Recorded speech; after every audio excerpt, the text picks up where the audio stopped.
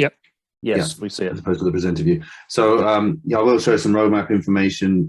So the usual disclaimer applies. Don't grab and share this beyond. If you need to share this with anyone, then just let us know, okay? And we will help them. We'll help you by presenting to them. And things can change. So what I'm going to talk about is service ops, but I think setting a bit of background is useful. And we often use this slide to talk about some of the kind of high-level changes that have been happening that are kind of driving innovation in service management and operations, but I want to actually get a little bit more specific about service ops. We are seeing, to be blunt, a lot of convergence in the people we talk to in the industry, the people we sell to, the people we work with, between what were quite disparate teams before. So if you go back 10 years in particular, we'd have operations teams buying ops software, monitoring and discovery and things. Certainly, monitoring remediation and server automation, and maybe a bit different to the service management teams buying ITSM and digital workplace and the like. And actually, I suppose discovery probably threads through both of those. But one of the reasons for that is if you think about the way systems were, let's take an example like changing my money, moving money from one bank account to another. So one bank to another, separate banks. Back then, the primary user interaction would have been to phone someone, and we'd phone someone, and that someone would probably be an agent, and that agent would be sitting at a machine, and they would have an application, and they would do some front-end stuff on that application. And then from that triggered whatever banking processes go on in the background, and you probably saw the money in the other account maybe 3 days later. And the service management, I'd argue, probably primarily focused more on that agent and their machine and the application they're using. Operations teams were more focused on the back end, the data center, the mainframes in banking, of course, and a lot of the operations and batch processes that went on. And it's not a completely binary relationship. It's more bimodal in that there was overlap in the middle, but the focus of each team was somewhat different. It's 2022. If I want to move money from one bank account to another, or change an airline seat, or do one of these operations that previously someone would do for me, probably on the end of a phone, I don't do that anymore. I pick up this thing and I go to my bank account app and I click a few times and it's done. And the money moves much faster.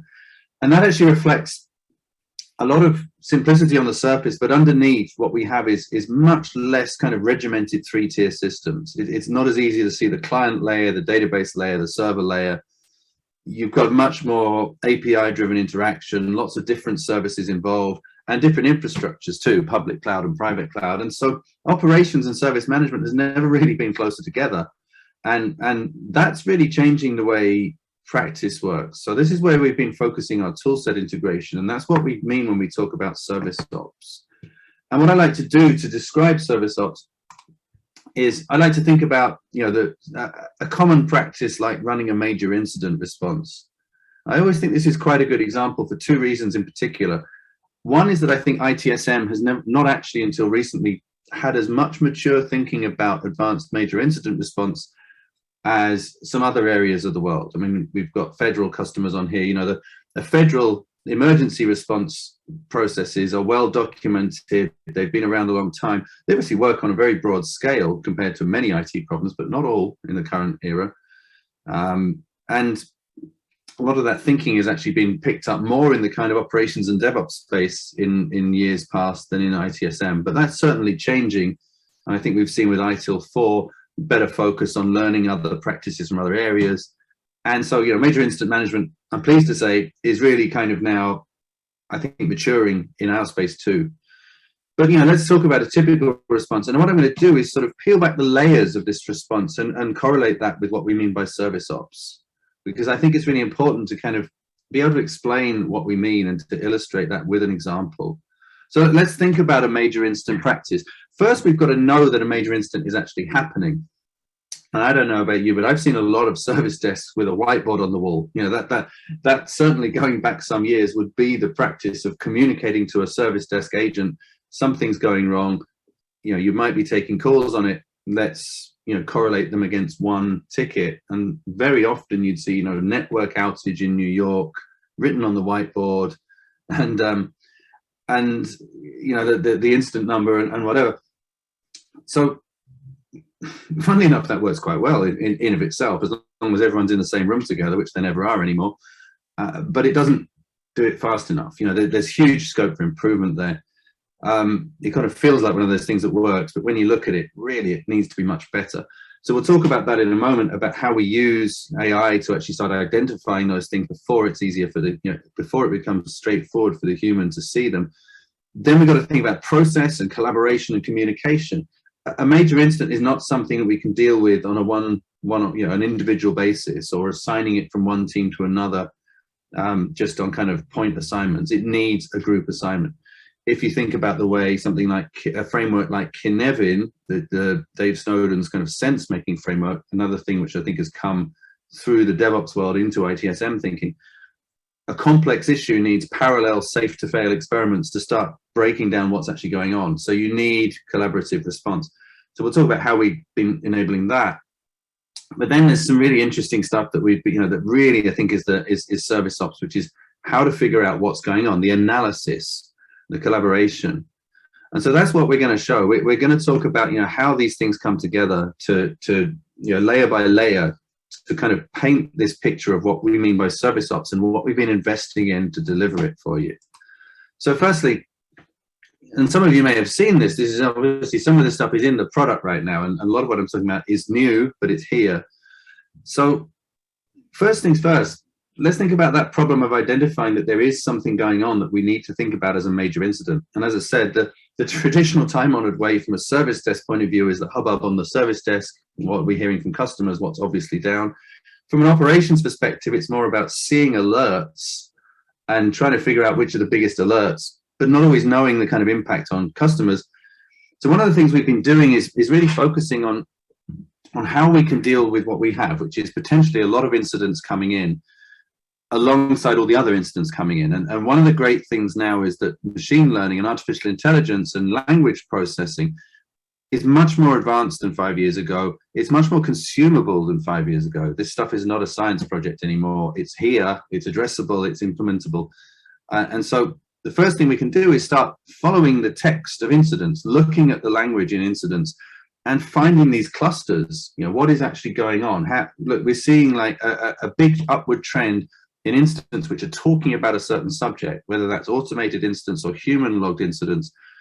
Getting that stuff out of the conversation, out of the text, and showing that it's building and trending and clustering gives the major incident responder much earlier signal and more signal from the noise, so they can start to initiate that major incident response. So that's good news to start with. But what we then need to do, so well, two benefits from that. Firstly, we get faster to the kind of idea that we need to respond to something. Second, it actually cuts a lot of the toil of actually relating other instances to that, because we can continue to use this technology to find those incidents and log them very quickly in one click against the master incident. So a lot of time saved too. With that, then we can look at the incident form itself. And as you may have seen in recent versions from 21.3 onwards, we've been starting to build out new process items, process entries in the incident form itself. So the system of engagement has adapted more towards major incident management. So the process is that we flag things as a candidate, and that then gives us these additional fields to start adding the right people onto that incident. As we progress it from, okay, we know this, from we think this might be a major incident, to we know this is a major incident, we then get a bunch of additional stuff, which almost kind of works like a checklist. It helps the team gathered around that incident to start communicating together. So I'm going to actually, start showing this in the full screen. Hopefully you're now seeing my browser. Shout if you're not. I think I might be about to have an incursion from a small child. Sorry. What's that, kiddo? I'm on a big meeting. Okay, you're going to talk to mum. You need to talk to mum. I'm talking to 50 people about something work-wise, so you need to sit with me quietly. You're going to talk to mum, okay? Okay, mate, I've got to carry on. Okay, I can't do anything now. Can I play? No, go and talk to mum. Sorry, can you shut the door? Babe, it's not up to me. Go on. Sorry, everybody. Welcome to the real world of home working. So let's say Koiku, apologies, I could hear him coming. Oh God, there's a double glazed door and I could hear him coming from about 10 yards across the garden. Okay, so I'm going to say Corey Cooper has a VPN issue in North America, and let's get this logged in the usual way. So I'm going to just use this template, and we'll get to the point of raising an issue.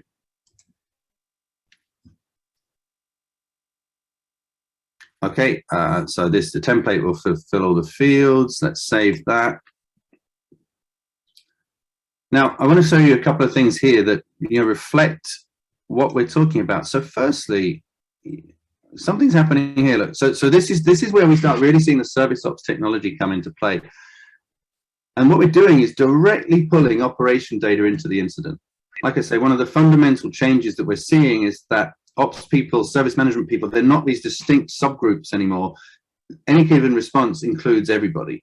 And we've got that technology, so we've got something like AIOps, which enables us now to think, okay, we've got something that we can look at as a possible cause. I can also just at this point, we think, let's say we think this is possibly turning into a major incident, we'll set that to candidate. And once I've set this to be a candidate for a major incident response, we also start then to see additional fields appearing on the system. So let's you see, we've automatically assigned a major incident manager right now. So now we're able to kind of start to draw out the fact that this is going to be coordinated in a slightly different way.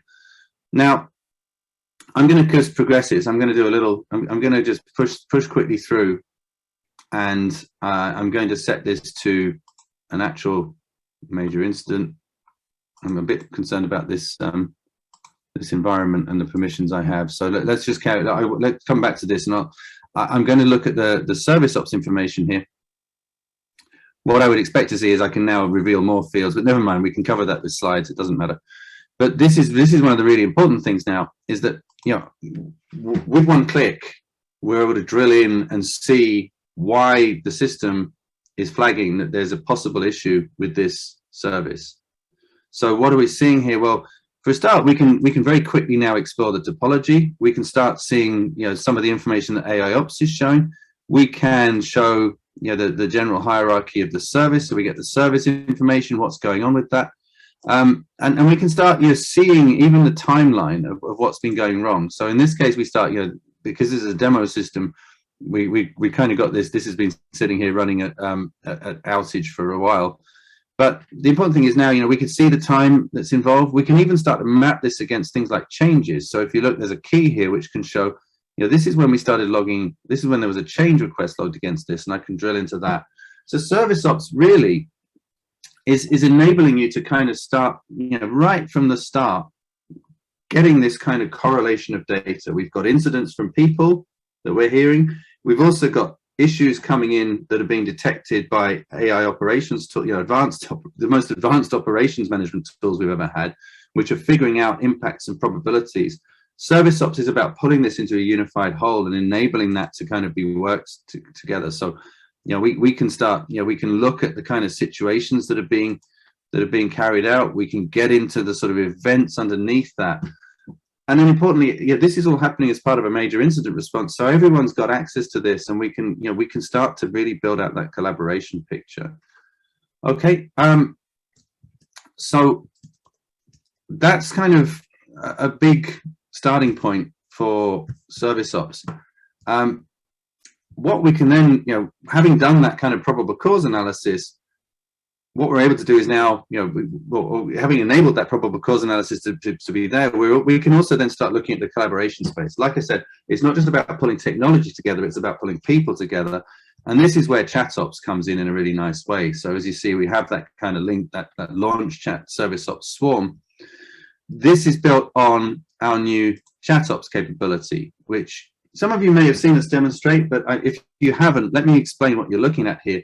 So this is actually a bot in Teams. We developed this in very close partnership with Microsoft. We're working with one of their key partners. They kind of outreach to companies like us to help us, because I think they want really high quality enterprise apps to be on their Teams application platform. So that's good news for us, because we got good design help, we got development help, and we've been able to build this really kind of what I feel is a very nice way of everyone working together. So again, it's a bit of a limited demo environment. I'm not going to start, what we're not going to be doing is pulling lots of other users in here. I'm just going to kind of operate this in solo mode.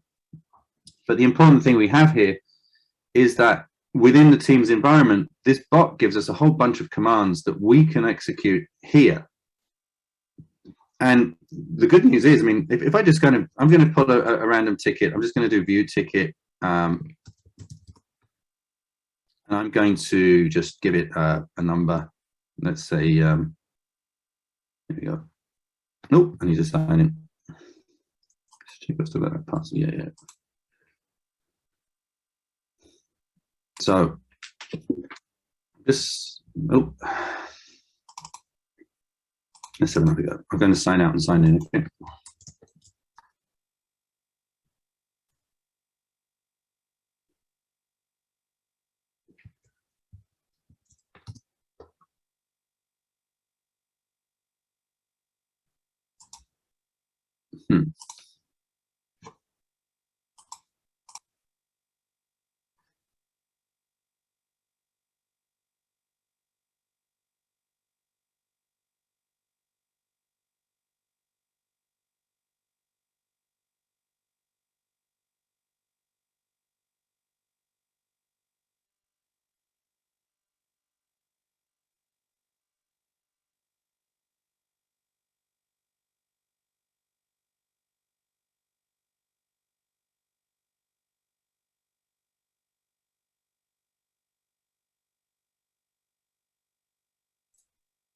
I think we lost John there. Just going to ask that. Did we get disconnected from him? Yeah, I think we lost John there for a second. I think he's having a technical issue. We'll give him a minute. Hello. Oh, there he is. He's back. Oh, let me know. You were trying to log back in, and that's when it dropped. Okay, that's good. So I had a horrible feeling I'd been out for ages. No, it's one of those sessions, isn't it? My internet just randomly drops, and now this isn't working. We have all experienced it. Yeah. So let me. I'm going to scroll up. Hopefully, are you still? Let me just see. If I can you're not presenting anymore. Yeah, I probably need to reshare, don't I? Right. So just to give you a quick idea of this, I mean, you know, what this gives us is this ability, and I'm not going to start wrestling with this anymore, even though it was working minutes before I came on here. Just one of those days. I think maybe my 8-year-old came in with such force. Maybe he's dislodged a server the other side of the world. So this is giving us that ability to pull incidents, changes, problems, major instance in here, and do the work in view of everybody. And this is what ChatOps means in this case. You know, you can take something like a major incident or a change response or a problem analysis, or even just working on a regular incident with 1 or 2 or more colleagues, and get into get into teams where you're probably working anyway, especially in 2022. But nevertheless, we've for a long time we've seen a lot of use of chat tools in situations where the ITSM tool itself didn't reflect that necessarily that conversation was going on. We can get those people into the room and we can work these tickets together. And you know, I don't think I'm going to have any joy signing into this today for some reason. Not sure what's happened there, but nonetheless, it's you know, this is, you know, this includes, as you see, you know, the ability to work on tickets, to view queues, to update the tickets, to reassign, to, you know, to add work log entries and view them. But importantly as well, as you see on this help page, it includes a whole bunch of the things from Service Ops as well. So these kind of AIOps use cases, like being able to see service severity, like being able to see the health scores and establish situation, you know, get situation lists, and of course to drill into those things. So we kind of see this as almost a bit of maybe an 80-20, you know, 80% of the work can go on in view of the team, the core updates to tickets, viewing things, but you're also only one click away from the appropriate record in the primary UX. So if you want to drill into the AIOps interface to look at the service, you can do that. If you want to drill back into the ITSM tool to look at that, again, you can do that. So again, this is kind of the collaboration layer. So what we've seen, to recap, we've seen detecting major incidents faster. We've seen a more adaptable, detailed process specific to major incidents reflected in the ITSM tool. We've seen this sort of merging of service management and operations the tool perspective of old into a single point of view, so we get probable causes and the ability to do that exploration right from the ticket in the ITSM tool. And then you get that collaboration in the more, in the more groups, in the kind of group space, by taking all the value of those tools to the place where people are actually working, which is very often Teams. And we're looking at things like Slack as well. But to be honest, Teams is so dominant now that I think we've started in the right place. Where we're going with this, just to give you a little bit of a more of a kind of viewpoint. So this is the topology view again. And right now you get a whole bunch of tooling if you're using AIOps. I mean, if you're using just discovery, you get the map. But if you're using the kind of AIOps capabilities, we've got that ability to drill in to find the root causes. I use root causes rather than root cause because a complex issue doesn't tend to have one root cause, as we established a bit more formally in ITIL4. And that ability to kind of, to more dynamically explore the services. We're now going to be enhancing that with your better drill down into the kind of root causes and things. So, this is a one-stop place for doing this kind of complex response. And, I've been talking about this in terms of major incident management. When we think about things like the problem management, we can also do that, early identification of problems based on past incidents and follow a similar path. But this is also very relevant to change management, in particular when you're kind of working alongside DevOps teams. We see Service Ops as pretty fundamental to that perspective as well. And we've been, hence integrations with the likes of Jira. We're working on things with Jenkins to kind of give a kind of a more enabling perspective. So the change team can see what's going on in the DevOps teams, doesn't get in the way of them, can start to, give the organization more confidence that processes are being followed. Moving forward a little more, we talked so far about responding faster, getting to the fix much quicker, reducing the toil of identifying and classifying and cataloging what's going on. So already, this is a very good story and a very differentiating story.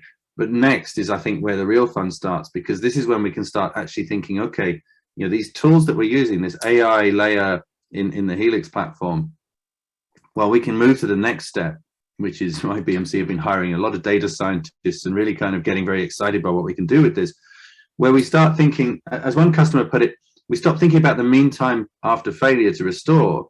We start thinking about the mean time before failure to prevent.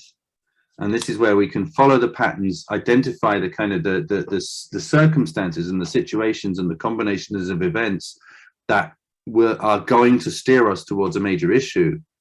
And we can present that information back to say, this is actually, this path that we're following with these systems is going to lead to an outage. Let's do something about it in advance.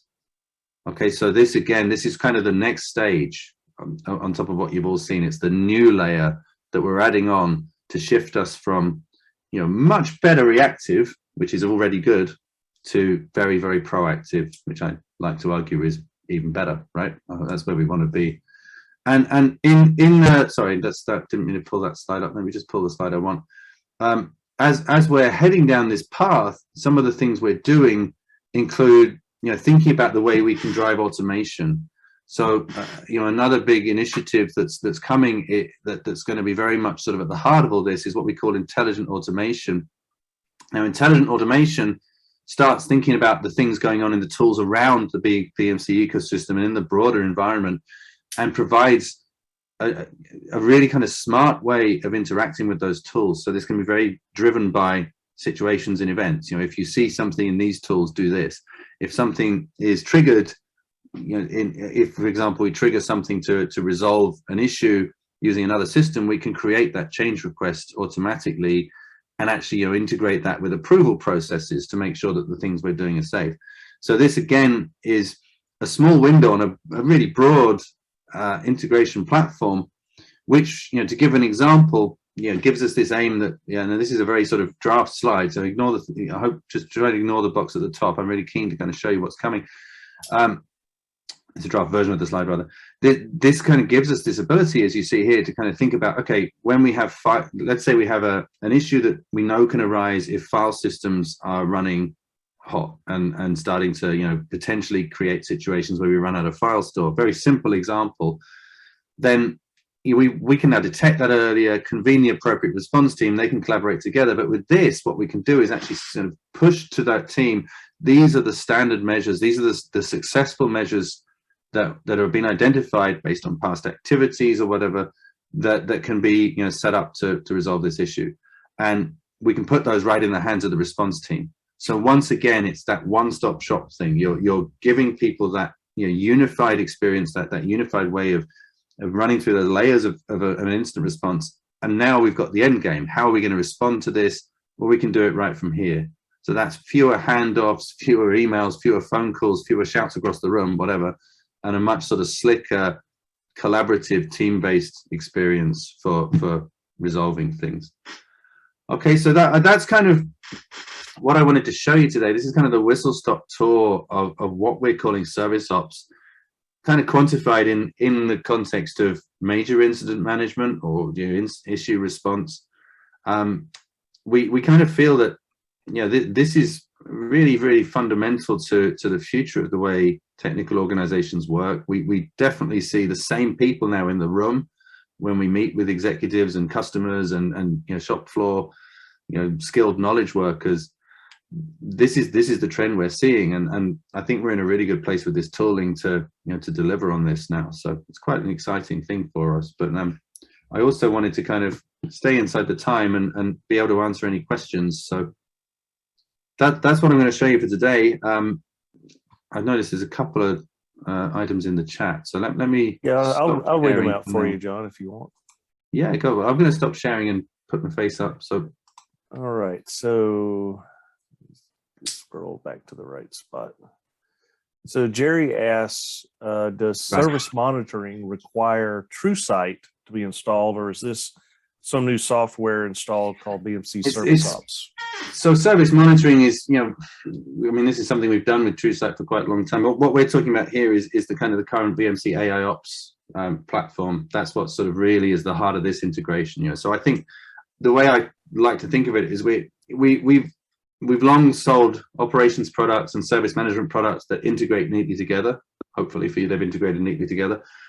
This is much more sort of shifting towards the kind of Helix unified platform. You know, so we don't, it's almost like one wouldn't think of them so much as two BMC products aimed at slightly different user groups that you install maybe, you know, in different places and connect up. This is more about the kind of the unified BMC Helix picture that drives everything. So, you know, we are looking kind of at the, for the kind of vision that you're seeing of the integrating the data in and showing probable causes. This is, you know, Helix ITSM and the AIOps tool. Okay, so you're saying there that it's a different style of monitoring than TrueSight itself, or you saying your tool is getting data from a tool like TrueSight or so, or yeah, I mean it does it ingest, you can ingest data from a number of things. I mean, I would recommend having a look at just the BMC AI Ops page on the web. Let me pull it up, because that kind of it kind of gives you a lot more of a feature breakdown. But you know, the core product is Helix Operations Management with AI Ops. So BMC Helix Operations Management is kind of the core product there. So, you know, this is kind of the next generation of the likes of TrueSight. And you know, if you look at the kind of AI Ops page on our website, that kind of breaks down the product set in a lot more detail, and you've got the kind of the white papers there as well. I mean, but it's important, as I say, I try not to think of these things as kind of that's the ops tool, that's the service management tool quite as much anymore. I mean, obviously you can buy them and run them like that, but a lot of our kind of, you know, future strategy is around. I think you know, I'm not saying that I disagree that ITSM tools are completely commodified. If they were commodified, we'd not be able to build things like Smart Reporter and Smart Recorder. There's always room to enhance and improve, but there's nevertheless, you know, the high-end ITSM. You know, we aim to sell a high-end ITSM tool. Others do as well. What we really aim to do, you know, others aim for that as well. And then, you know, we hopefully make the best one. But where I think where we're really able to differentiate for the future is this kind of thinking around how to, you know, use all this data we have service management data, we have operations data, we have the ability now to use AI in novel ways to really kind of make the best of that data. That's all great as a technology stack. The really key differentiator is how it's then presented to the people working with it. And I think that's what you're sort of seeing here is a kind of new, you know, new approaches to delivering that user experience based on what's under that. So a lot of investment involved in this right now, and it's exciting us, I think. Okay. Ryan asks, who is Chatbot aimed at? The general user getting status and answers, or agents working tickets? Okay, that's a really important question. And it does cause a little bit of query sometimes. What I showed you is what we call ChatOps. So we have two products that fundamentally are geared around chat, or two modules, I guess you could say, that are really sort of focused on chat, and they are a little different. So the chatbot in digital workplace is more focused on your customers. As the organization you're supporting, it's the customers who are the consumers of that organization, the support organization services. So typically the employees of a company are the customers, and they have a kind of that's their kind of way of interacting with the service organization on a one-to-one basis, typically automated at first. I go and ask questions about how do I get my laptop re-imaged or whatever, and that is providing them with a chat-based option for consuming that service. Now I liken that to kind of the service desk earphone. It's a telephone. It goes straight to one service desk agent. What I showed you today, ChatOps, is much more about the professionals in the support org talking to each other. It's more like the conference call than the service desk earpiece. So still telephony, but different. And that's focused more on the professionals in the support org who need to interact with each other to get stuff done. It doesn't stop them adding the customer, because it's just Microsoft Teams. I mean, you can use Microsoft. We're not trying to out collaborate Microsoft Teams. We're simply harnessing the power of their collaboration tool. But the primary use case is the times when support professionals are working on problems, changes, incidents together. So it's not a Q&A thing for the user. That already exists in digital workplace. So yeah, they both involve chat. They can both be used with Teams. But I hope the distinction is clear. The fact that they involve chat doesn't mean they're quite the same thing, nor does it mean we've got kind of product overlap, not in the slightest. It's just different applications of chat to slightly different parts of the service ecosystem. It's sort of like a way to build a swarm team to attack the issue. The really cool thing I think about it is that happens anyway, and it always did. Like I say, I've got like photos and notes from numerous service desk visits, because I always we try and visit customers a lot. And honestly, the number of times I've seen just service desk agents having a little side chat bar where they talk to each other and ask each other questions. What's the policy for such and such, or how, got this customer, they've got an issue. So even in the service desk, where it's kind of modeled around individuals doing individual stuff, they're still using chat tools to collaborate. And of course, on the bigger picture, let's elevate this to a full-scale major incident response. I mean, that's almost always involved Skype, of old, and now Teams. And that was even before the pandemic shifted lots of people to much more hybrid working. And my own experience from asking customers is that that's very much the future. Although a lot of people will go back to the office, it will never quite be the same overall. So what our philosophy with this is, you take the power of the BMC tools to help drive the people forward in those processes, and we put them where people are actually working, which can sometimes be Microsoft Teams. Okay, Ryan asks, will that next 6-month AI prediction intelligence be at IL4 cloud? In terms of the federal standard? Yeah. Ryan, I'm sorry, I don't know the specific answer. I don't tend to work at that particular area. But we can take it. Does anyone on the call know the answer to that one? If not, we'll take that one. Yeah, John, I replied. Yeah, Tom answered. Oh yeah, gotcha. Okay. Thank you, Tom. Brilliant. I missed Tom's. I hadn't got to Tom's answer yet. Sorry. Yeah, I've also seen that someone's asking, what does this include? Other tools like Tivoli, right? I mean, one thing to bear in mind is we just made an acquisition last year of Streamweaver. That is focused on data ingestion from other tools. We've also got new integration capabilities with things like iPads, and so there's a whole set of tools to in place to use other tooling with this. I think it's worth looking at the Streamweaver announcement to sort of get a view on how we've been focusing on that kind of on that kind of data ingestion from other tools, and how it's very much focused on the AIOps use case. So that's why that investment's been made. Okay. And likewise, with TrueSight, is TrueSight getting a new name or getting replaced? I mean, effectively, again, the Helix operations management and AIOps are kind of the next generation of those. I think the TrueSight name itself is not being reused on new products at this point, right? Or new versions rather. Just double check. But everything is very much focused now on the AIOps packages. I think that pretty much covers what was in the chat. Anybody else got a question direct for John?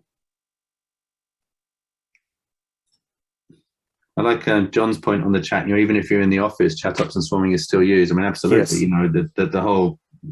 The whole idea really. If you think about the benefits of ChatOps, obviously it's good with the distributed workforce. But one of the key things about it is when you are in a meeting or chatting on a chat, it saves you having to, people having to go out to the ITSM tool or the AIOps tool, engage with that tool, then come back to the chat window and explain what they've done. You can do a huge amount of the typical interactions you're going to have.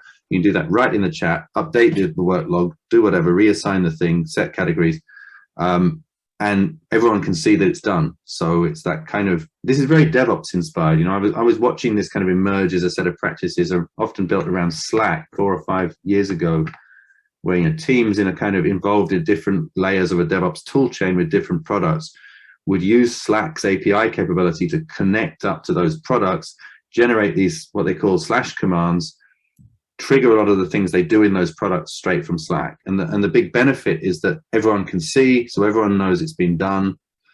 We're kind of taking that and applying it to service and operations management. And we happen to make the decision to go with Teams because our research showed that with our customer base, it's sort of more than 90% were using Teams. So that was the obvious place to go. We may still cover Slack, shortly, but Teams is the thing. Jerry wants to ask you a question. I see that, Jerry. Go ahead, Jerry. Hey guys. Hi, Jerry. How you doing? Yeah, I think because we have a lot of FedRAMP kind of DoD, old remedy ITSM folks on this call here.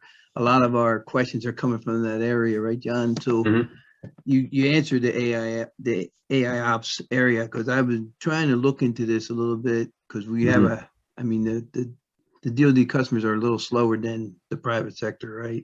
Gotcha. In coming on board with the newer technology. So is that what the one focus I wanted to ask was BMC's development area, like this service monitoring, combining ITSM and Helix all together, will they, and as as Tom was pointing out, this IL4, meaning we're worried about security, obviously, especially with the things that are happening this week, right?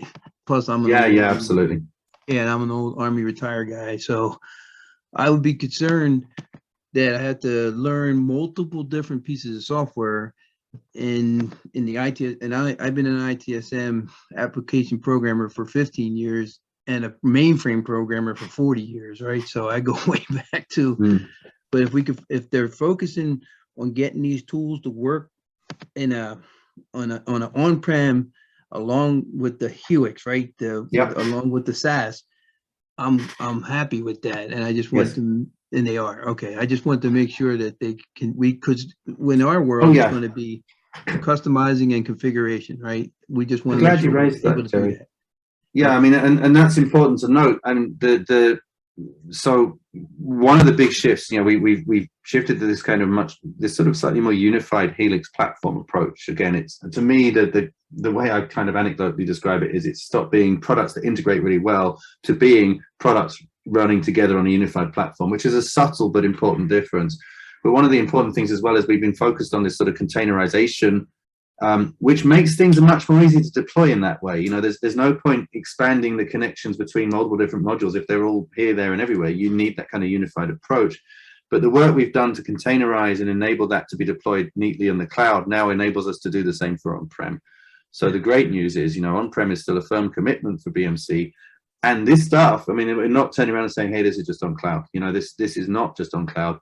There's sometimes a slight trail of maybe a few months between getting it on cloud and getting it on-prem but generally, the point is the commitment is still there to on-prem, and I would assure you, I know there's a lot of, what was the word you used? I'm going to use the word long-term remedy people in a group like this.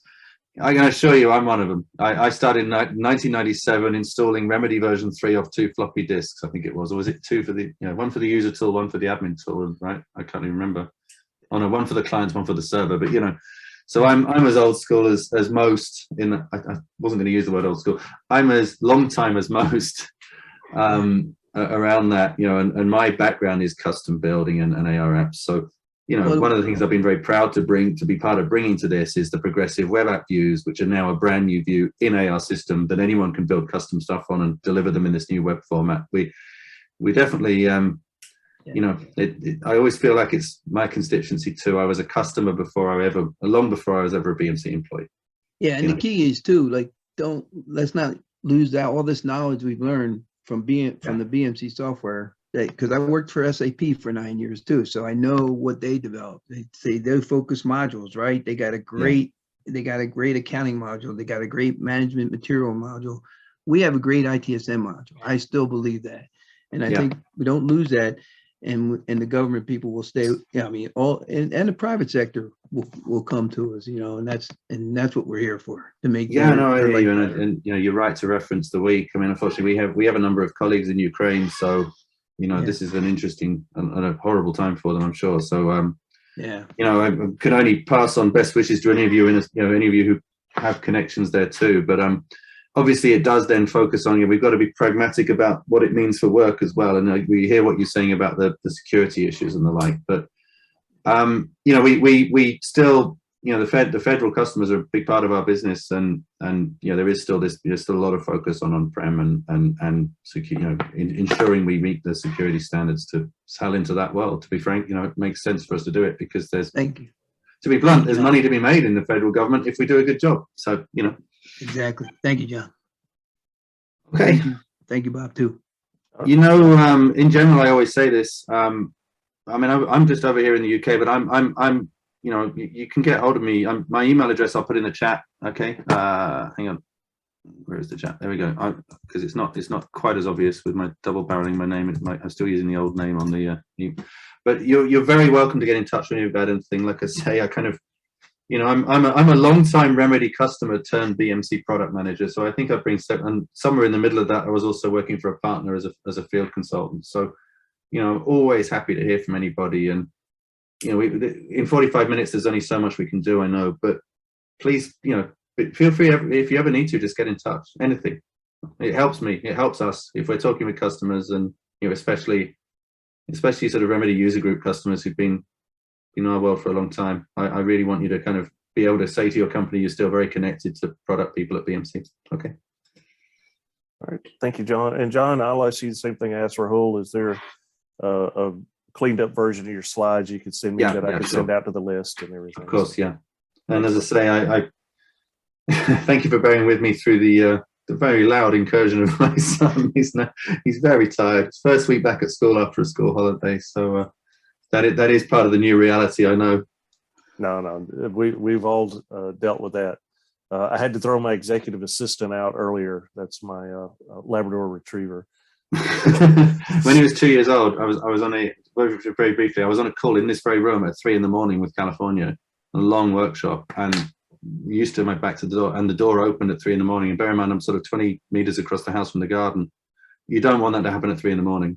But luckily, it was just him puttering in, crossing the garden. So this was quite mild in reaction, compared to the probably leaping 10 feet out of my chair that day. No. Anyway, we very much appreciate you and Rahul coming on today. No problem at all. All right. Thank you very much. So yeah, get in touch if you need to. Okay. Thank you. Okay.